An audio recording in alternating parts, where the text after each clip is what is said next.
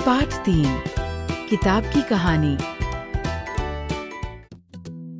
किताब किसी भी साक्षर व्यक्ति को रोटी या मिष्टान से कहीं अधिक मीठी लगती है। सुंदर तस्वीरों वाली कोई मनभाती किताब हाथ लगते ही उसे जल्दी से जल्दी चाट जाने का मन करता है।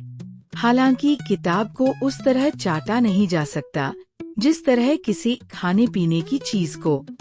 फिर भी किताब के संदर्भ में चाटना इसलिए कहा जाता है क्योंकि अच्छी चीज पढ़ने की भी एक भूख प्यास होती है जो पढ़ लेने पर ही तृप्त होती है। किताब की दुनिया हमारी सचमुच की दुनिया से अलग होती है, सुंदर और अनूठी। इसके पन्ने पलटते हुए हम सब अपनी जिंदगी के दुख दर्द भूल जाते हैं, किसी की कही हुई बुरी बातों की कड़वाहट भूल जाते हैं, अपने वर्तमान को भूलकर सपनों के रंगीन लोक में खो जाते हैं। अपनी जगह बैठे बैठे हम दूर के सुहाने जंगलों में, पहाड़ों पर, फूलों की घाटियों में घूम आते हैं। कलकल करती नदियों और झरझर झरते झरनों के किनारे पहुंच जाते हैं। 7 समुंदर पार आकाश के परिलों को, पाताल के यक्षलों को और ग्रहों नक्षत्रों तक की सैर भी कराते हैं। किताब ही हमें हजारों साल पहले की दुनिया का हाल चाल बताती है, राज्यों के उत्थान पतन की खबर देती है, नए ज्ञान विज्ञान से परिचित कराती है, संतों, ज्ञानियों और नेताओं के अनुभवों का लाभ हम तक पहुंचाती है। इस तरह किताब थामकर हम प्रगति पथ पर आगे और आगे बढ़ते चले जाते हैं। किताब को आज के इस रूप तक पहुंचने में कई पड़ाव पार करने पड़े हैं। कागज का और उस पर छपाई करने वाली मशीन का आविष्कार 1000 साल पहले हुआ था। हालांकि किताब 5000 साल पहले अस्तित्व में आ चुकी थी। तुम कहोगे, कागज नहीं था तो किताब कैसे थी? ऋषियों और संतों का दिया हुआ ज्ञान विज्ञान सुरक्षित कैसे रहा? तब आज की तरह न तो आबादी की इतनी भीड़ भाड़ थी, न इतने सारे कामों के पीछे भागदौड़।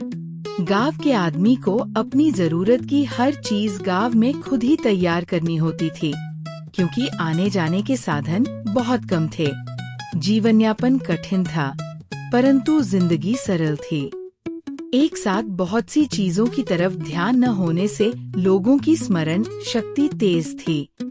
अपने समय के ऋषियों की वाणी से निसृत ज्ञान को लोग कंठस्थ कर लेते थे। ये ज्ञान गुरु अपने शिष्यों को और पूर्वज अपने वंशजों को कंठस्थ करा दिया करते थे। पीढ़ी दर पीढ़ी इसी तरह ये परंपरा चलती रही। एक दूसरे से सुनते गाते लोग सीखते रहे। इस तरह समस्त मौलिक साहित्य की यात्रा जारी रही। जिस ज्ञान विज्ञान को याद रखना कठिन लगता था, उसे पेड़ की छालों, भोजपत्रों आदि पर लिख लिया जाता था।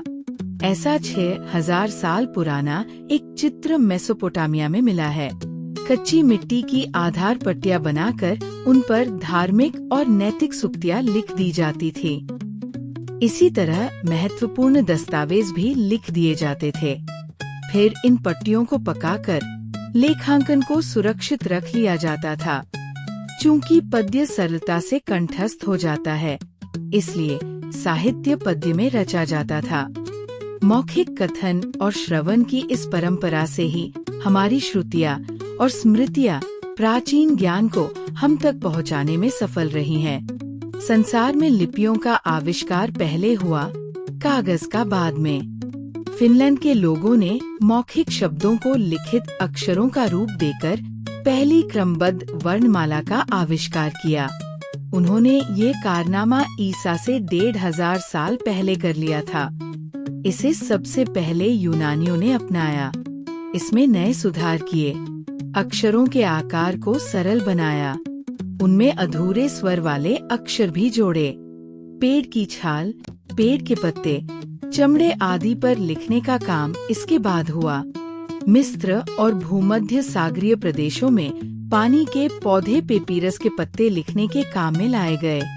कई पत्ते जोड़कर उनकी एक पट्टी बनाई जाती थी। फिर उस पट्टी को लकड़ी की डंडी पर लपेट दिया जाता था। शायद यही कारण है जो आज भी लिखने के काम में आने वाले कागज को पेपर कहा जाता है। ईस्वी सन 1 में एक अज्ञात रोमन ने इन रीलों को एक आकार में काटकर इन लिखित पत्रों का एक पुलिंदा बनाया। इसे जोड़कर ही संसार की पहली पुस्तक का जन्म हुआ। भारत के प्राचीन इतिहास को भोजपत्रों पर लिखा गया। कलम की जगह मोरपंखों की डंडी काम में लाई गई। इसके बाद चमड़े पर लिखने की पद्धति उपयोग में लाई जाने लगी। सन 105 में चीनियों ने किताब के लिए कागज का तोहफा दिया। उन्होंने कपड़ों के चीथड़ों, पेड़ की छालों, मछली पकड़ने के पुराने जालों को गलाकर लुगदी बनाई और उससे लेखन कार्य के लिए एक पदार्थ तैयार किया। इसी को बाद में कागज का नाम दिया गया। आज भी कागज लकड़ी की लुगदी से ही तैयार होता है। लगभग 6 शताब्दियों तक ये आविष्कार पूर्व के इसी क्षेत्र में छुपा रहा। एक बार अरब घुमक्कड़ों ने कागज बनाने वाले कुछ चीनी कारीगरों को पकड़ लिया। तब बाहरी संसार के सामने कागज के आविष्कार का रहस्य खुला। किताब की जिंदगी में सन 1439 में अगला मोड़ आया। जोहान गुटेनबर्ग नाम के एक जर्मन नागरिक ने धातु से बने अक्षरों के टाइप का आविष्कार किया। इस पद्धति से छपाई बहुत धीरे हो पाती थी। गुटेनबर्ग को बाइबल की 190 प्रतियां छापने में 3 साल का समय लग गया था, पर इस आविष्कार का एक लाभ भी हुआ। किताबों की कीमतें 1/4 से भी कम हो गई। तब आम लोगों में भी पढ़ने लिखने का चाव पैदा हुआ। देखते ही देखते यूरोप के सभी देश पुस्तकें छापने लगे। आज तो टाइप कंपोजिंग का काम हाथ के बजाय मशीनों से होने लगा है। ये जो किताब तुम्हारे हाथ में है, ये भी टाइप कंपोजिंग की पद्धति से तैयार की गई है। टाइप कंपोजिंग की ये मशीनें टाइपराइटर की तरह काम करती है।